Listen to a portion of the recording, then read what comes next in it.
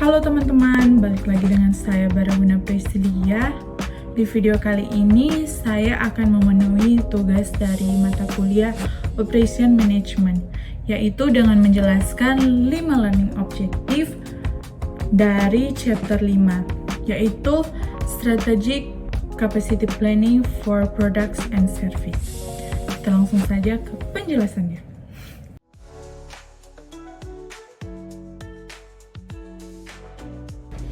Baik, kita masuk dalam pembahasan yang pertama, yaitu jelaskan pentingnya perencanaan kapasitas.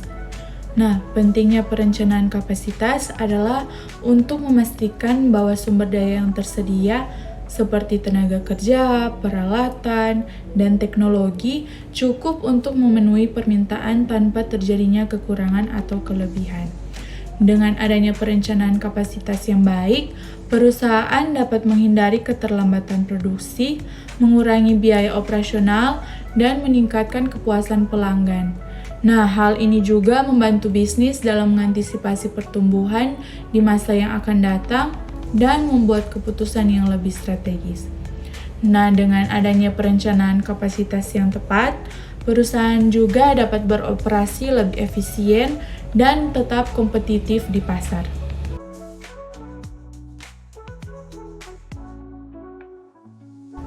Baik, pembahasan yang kedua yaitu tentang 3 pertanyaan utama dalam perencanaan kapasitas. Pertanyaan yang pertama, apa yang dibutuhkan? Yaitu pertanyaan ini digunakan untuk menentukan jenis dan jumlah sumber daya yang diperlukan untuk memenuhi permintaan. Pertanyaan yang kedua, kapan dibutuhkan? Nah, pertanyaan ini digunakan untuk menentukan waktu yang tepat untuk menambah atau mengurangi kapasitas agar tetap efisien. Dan pertanyaan yang terakhir yaitu seberapa besar kapasitas yang diperlukan? Pertanyaan ini digunakan untuk menentukan jumlah kapasitas yang optimal untuk menghindari kekurangan atau kelebihan sumber daya.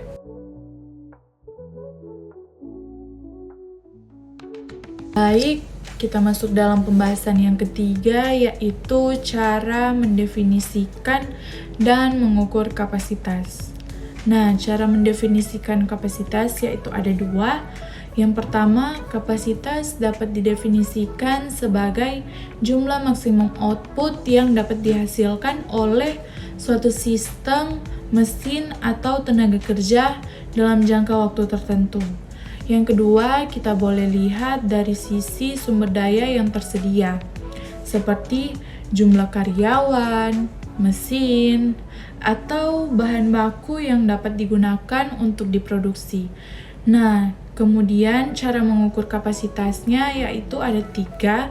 Yang pertama, kapasitas desain adalah kapasitas maksimum yang dirancang untuk suatu sistem atau fasilitas. Yang kedua, kapasitas efektif adalah kapasitas aktual yang dapat dicapai setelah mempertimbangkan faktor seperti waktu istirahat, pemeliharaan, dan efisiensi kerja. Yang terakhir yaitu kapasitas aktual adalah jumlah produksi yang nyata yang dihasilkan dalam kondisi operasional saat ini.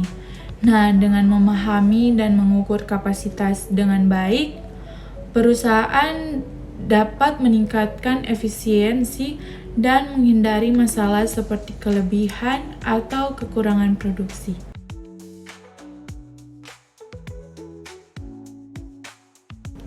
Kita masuk dalam pembahasan yang keempat, yaitu beberapa faktor yang menentukan kapasitas efektif. Ada 7 faktor yang akan saya bahas. Yang pertama, desain fasilitas atau dapat dilihat dari tata letak, ukuran, dan lokasi fasilitas produksi atau layanan dapat mempengaruhi kapasitas. Yang kedua, faktor sumber daya manusia. Dalam jumlah, keterampilan, dan produktivitas tenaga kerja berperan dalam menentukan kapasitas. Yang ketiga yaitu peralatan dan teknologi. Contohnya mesin, perangkat lunak, dan teknologi yang digunakan mempengaruhi efisiensi suatu produksi. Yang keempat yaitu adalah pemeliharaan dan keandalan. Dengan melakukan perawatan rutin dan keandalan mesin atau peralatan, dapat meningkatkan kapasitas menjadi efektif. Yang kelima yaitu kualitas bahan baku. Jika bahan baku tidak sesuai standar, tentunya proses produksi bisa terhambat dan menurunkan suatu kapasitas. Yang keenam yaitu faktor operasional, seperti kebijakan perusahaan, jadwal kerja, dan proses manajemen dapat mempengaruhi suatu efektivitas kapasitas. Yang terakhir yaitu permintaan pasar, seperti fluktuasi permintaan bisa mempengaruhi seberapa banyak kapasitas yang dapat digunakan secara optimal. Nah, dengan memahami faktor-faktor ini, membantu perusahaan dalam meningkatkan kapasitas yang efektif dan efisiensi operasional.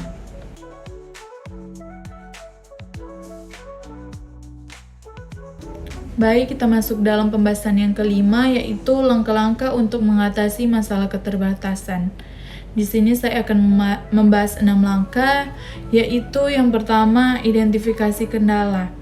Kita dapat menemukan bagian dalam proses yang menjadi hambatan utama dan menghambat kinerja kita secara keseluruhan.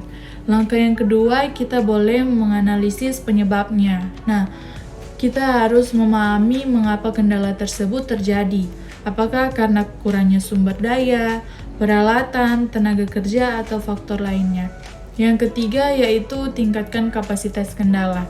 Kita harus mencari solusi untuk meningkatkan kapasitas pada titik kendala, seperti menambah mesin, atau melatih karyawan, atau mengoptimalkan proses kerja. Yang keempat yaitu kita harus menyesuaikan proses yang lain. Kita harus menyinkronkan bagian lain dalam sistem agar kita dapat bekerja lebih efisien dan kendala yang sudah kita perbaiki. Yang kelima yaitu kita harus mengevaluasi hasil. Kita harus memantau perubahan setelah perbaikan agar kita dapat memastikan kendala tidak lagi menghambat proses. Yang keenam yaitu ulangi jika perlu. Jika kita masih ada kendala lain, ulangi proses ini sehingga sistem dapat berjalan dengan optimal.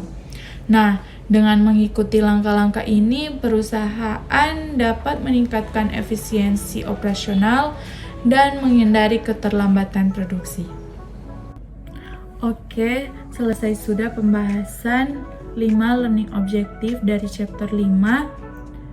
Mohon maaf jika ada salah dari perkataan saya dan penjelasan saya. Mohon dikoreksi. Terima kasih sudah menonton. Bye.